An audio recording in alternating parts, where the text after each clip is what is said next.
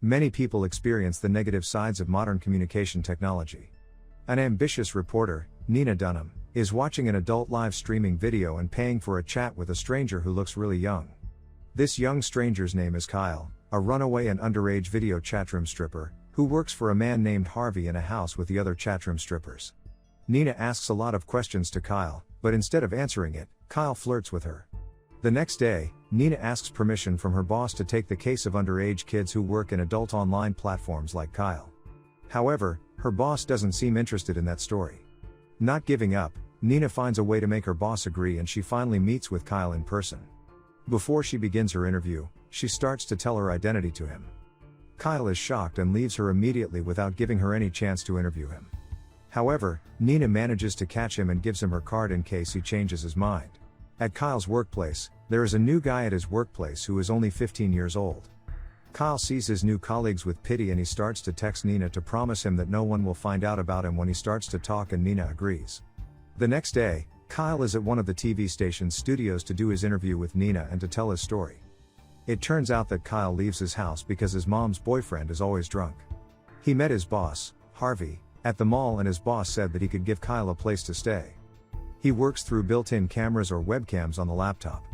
The work stuff is streamed through a site that hosts everything. Afterwards, his boss just sends him checks. He felt that the younger the worker is, the more money you will get. Nina asks what happens when he leaves, but he answers that he honestly hasn't thought about it. The following day, the interview that Kyle did with Nina is out and Nina is getting praised by her boss and also her other colleagues. Few days later, Nina is called by her boss. Her boss says that the interview Nina did before has caught CNN's attention and they want to put it on a special episode. Nina feels delighted and her boss praises her once again.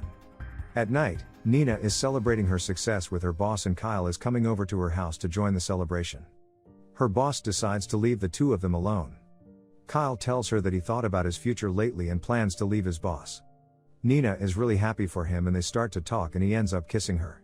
One day, Rich Boyd, an attorney, is getting a call from his coworker. She says that Kendall Media, the media that Nina works for, needs him because the FBI just showed up in one of their stations. At the station, the FBI is asking them about the identity of their source because the FBI thinks that serious crime has been committed and kids are the victims. Rich then talks to Nina and her boss in the other room. Rich says to them that they need to hire another attorney and give the FBI what they want. He also says to Nina's boss that he needs to suspend Nina. A few hours later, Nina asks Kyle if he already thought about the thing they previously talked about. She wants to help him and she assures him that what his boss did was a felony. She even offers to pick Kyle up at the house. At the end, Kyle decides to give his address to Nina.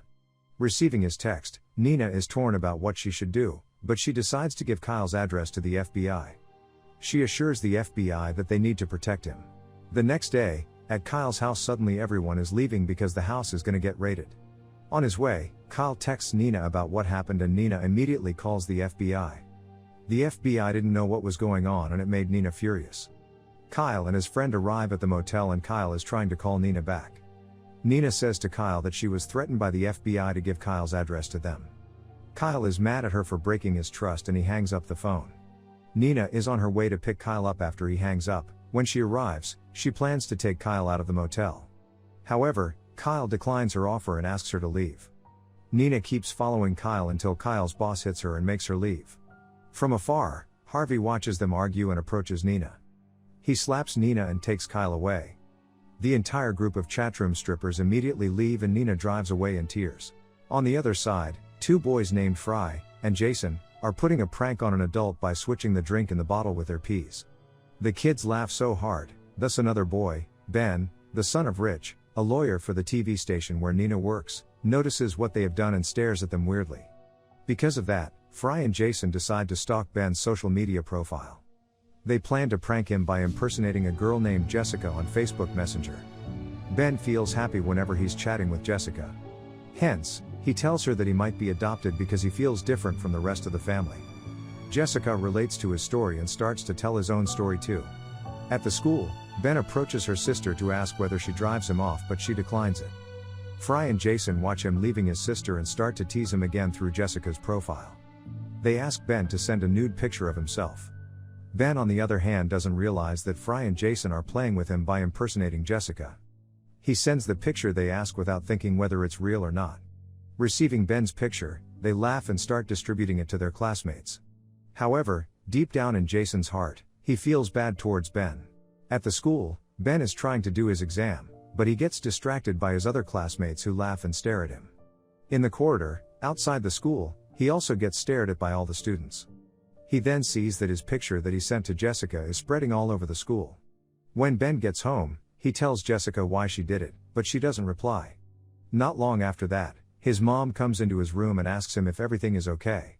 However, Ben just nods and his mom leaves without noticing the tears on his eyes which are about to fall. At Ben's house, his sister, Abby, and her friend are choosing a picture to post on their social media.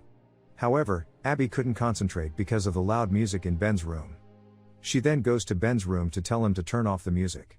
When she opens the door, she finds Ben is trying to kill himself by hanging himself. Abby holds him as much as she can. Her friend, who follows her, screams and they both take Ben to the hospital right away. At the school, Jason and Fry are worried if they are going to get caught. Jason then asks for Fry's iPad so that he can delete all of their conversation with Ben. Fry agrees and Jason leaves the school by getting into the bus.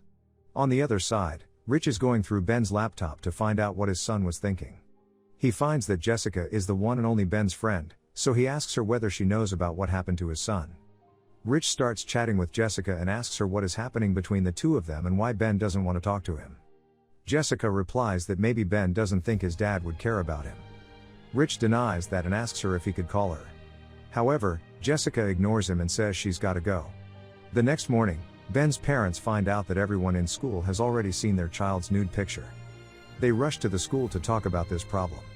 Meanwhile, Jason and Fry, who are the one behind Jessica's account, are worried. Fry asks for his iPad back so that they could delete Jessica's account, but Jason forbids him because it will look suspicious and will make Jessica the only suspect. At Ben's house, his dad is still talking with Jessica. He tells her that it might be his fault that Ben is in the hospital. Jason, who runs Jessica's account, feels bad about what he did. He then tells Rich that he and his friend never mean this to happen. Suddenly, Mike comes inside Jason's room and notices the iPad. He tells Jason to stay off from the iPad and do his homework. At the hospital, Rich has been calling his co-worker and his acquaintance who knows how to track down a person's identity based on the person's profile. His wife tells him to let the police do their job, but he can't wait because he needs the answer and he wants to know who did this to his son. The following morning, Abby tells her friends about her family situation, but all of her friends ignore her. Meanwhile, back at the hospital, Jason is looking for Ben's condition and meets with Rich.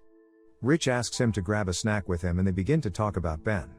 Not long after they talk, Jason excuses himself because his dad will be mad if he is coming home late. When he arrives at his home, Jason and Fry try to deactivate Jessica's account, but suddenly Mike approaches them and finds out what Jason and Fry did to Ben. Furious, Mike sends Fry home and scolds Jason. Mike then decides to remove all of the data on Fry's iPad because he feels he hasn't been a good dad to Jason and it's kinda his fault Jason did that. On the other hand, Rich finds out who's responsible for Ben's suicide attempt. He rushes to Jason's house. When he arrives there, Rich comes and fights with Mike because Mike knew what was happening but he kept silent. Jason, who sees them both fighting, approaches them and he ends up getting hit by Rich. Rich and Mike start to realize that it was their fault that both of their sons get hurt mentally and physically. Therefore, Rich decides to go back to the hospital to stay with his son. Abby, Ben's sister, also stays beside him while listening to Ben's favorite song. Apart from that, a young married couple, Derek and Cindy, are still devastated due to the death of their only son that occurred 2 years earlier. Cindy can't stop mourning and Derek can't talk about their loss or deal with his feelings. One day, Derek comes home to pack his clothes while he accidentally hears his wife is talking with her doctor on her phone. Cindy then approaches him and says that they could try again to make a baby. However, Derek avoids her and he wants to talk about that topic later. Cindy agrees and watches him leave sadly. Few hours later, Cindy is watching a video of Derek and her late child. She misses the quality time they had together. Cindy then starts to see a support group website and talks to someone on the platform. One day, Cindy and Derek find their credit card has been used by someone else and their identities have been stolen online. Panicked, they hired a private investigator, Mike, Jason's father, to find the thief. Derek and Cindy meet with Mike and Mike tells them that anyone can get their password and bank account through the online platform they usually use. After discovering that Cindy has been regularly chatting on a support group website, Mike determines the thief's identity named Schumacher. Derek also finds out that he is the guy that Cindy has been talking to. Derek decides to leave the two of them alone, and not long after that, Cindy starts to cry because she is afraid about Derek's reaction when he reads the whole conversation between her and Schumacher. Later on, Cindy and Derek are in the car. They are still struggling to pay for their credit card's bills. Suddenly Derek tells Cindy that he read all the chat between her and the other guy. Cindy is surprised and replies she did that because Derek barely looks at her anymore. Hearing that, Derek leaves her alone in the car. Because they can't pay their debt, Derek is selling all of his things. Derek approaches Mike and gives him the money. Derek also asks Mike about his plan on helping him solve this cybercam, but Mike doesn't have the answer about it yet because the cops will also investigate it. Mike decides to give the money back to Derek because he feels like he needs it more. At the house, Derek tells Cindy that he's going to find the guy who uses their credit card by themselves, and they begin their journey right away. Derek and Cindy arrive at the house they think belongs to Schumacher's house. A few hours later, they see the guy they have been waiting for. However, the guy doesn't look like the person in the picture he sent to Cindy. They start to spy on him, and not long after that, he hears a car's engine sound. They realize that the guy they suspect is leaving his house. When the house is empty, Derek starts to sneak into his house and is followed by Cindy. Inside the house, they begin to search for any proof. Just after they are about to find what they are looking for, Schumacher arrives. They immediately grab a bag full of paperwork and manage to leave the house quietly. Derek and Cindy find a motel and decide to stay there. They try to find evidence by looking through Schumacher's bags they brought earlier. Derek tells Cindy that he's going to confront Schumacher and he's going to ask about their money. Moreover, if the man fights him, he is going to scare him with a gun. They both are planning to catch the scammer tonight. Just before Derek plans to confront him at his front door, Mike calls and tells him that Schumacher is not their man, and that Schumacher too was a victim of the thief. Schumacher, who has noticed Cindy and Derek stalking him, confronts them in their car while bringing a rifle.